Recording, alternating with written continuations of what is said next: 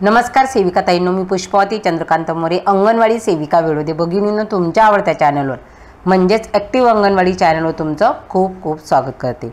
सेविका ताईंनो, आज 10 सप्टेंबर म्हणजेच आपण आज ECC डे कार्यक्रम प्रत्येक अंगणवाडी ताईने अंगणवाडी केंद्रामध्ये साजरा केला।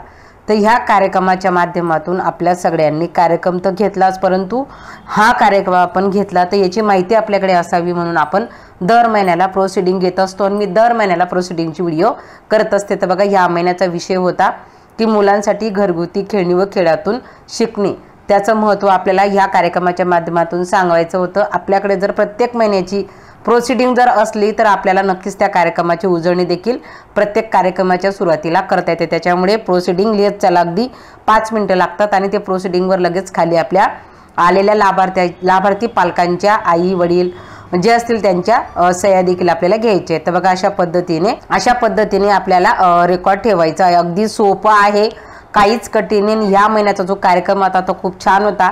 तर मी जवळजवळ ऑक्टोबर 2024 पासूनचं रेकॉर्ड ECCचं ठेवलेलं आहे। तर आपण देखील तसं करावं आणि अगदी सोपे विषय असतात, सोप्या पद्धतीने आपल्याला त्याच्यामध्ये लिहायचं असतं। 5 मिनिटं लागतात। तुम्ही हे प्रोसिडिंग ठेवणं खूप महत्त्वाचे। महिन्यातून एकदाच हा कार्यक्रम होतो। कार्यक्रमाचं स्वरूप काल मी सगळ्या म्हणजे काय काय विषय सगळा व्यवस्थित सांगितलेला आहे।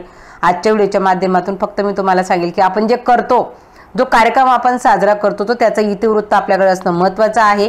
मग आपण त्याच्यामध्ये काय काय घेतलं, काय काय केलं, कार्यक्रमाची सुरुवात काय तुम्ही केलं, तर ते अशा पद्धतीने तुम्हाला मांडणी करायची आहे। खूप छान असा आजचा कार्यक्रम होता। खूप साऱ्या पालकांना आणि मुलांना देखील कार्यक्रम घेत असताना मजा आली, कारण आपलं बालपण त्यांना देखील आठवलं। तर अशा पद्धतीचा हा कार्यक्रम होता। मी काल च्या व्हिडिओमध्ये अगदी सविस्तररित्या तुम्हाला सांगण्याचा प्रयत्न केला। 4 गट आपल्याला करायचे होते।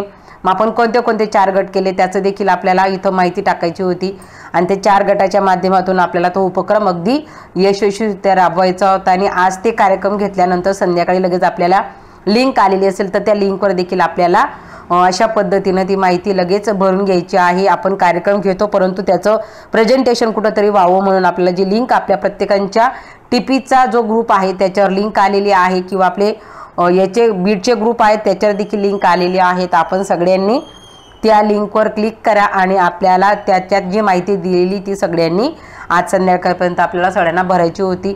जरी आज भरली नसेल तरी तुम्ही ती जेव्हा असेल तेव्हा भरू शकता, काही प्रॉब्लेम नाही, परंतु ती नक्की भरा असं सांगेल। आणि अशा पद्धतीने आपल्याला प्रोसिडिंग ही ठेवायची। बघा, अगदी सोप्या पद्धतीने मी यावेळेची जी प्रोसिडिंग आहे ती करण्याचा प्रयत्न केलेला आहे। जे आपण करतो, जो कार्यक्रम ज्या पद्धतीने आपण राबवतो, फक्त तेवढीच मांडणी आपल्याला आपल्या प्रोसिडिंगमध्ये करायची असते। म्हणजे आपण काय घेतलं विषय टाकायचा आणि त्याच्यामध्ये आपण काय सांगितलं सगळं सांगण्यात जर म्हटलं तर प्रोसिडिंग खूप मोठी होणार। म्हणून शॉर्टकटमध्ये अशा पद्धतीने मी दर महिन्याला प्रोसिडिंगमध्ये बदल करत असते।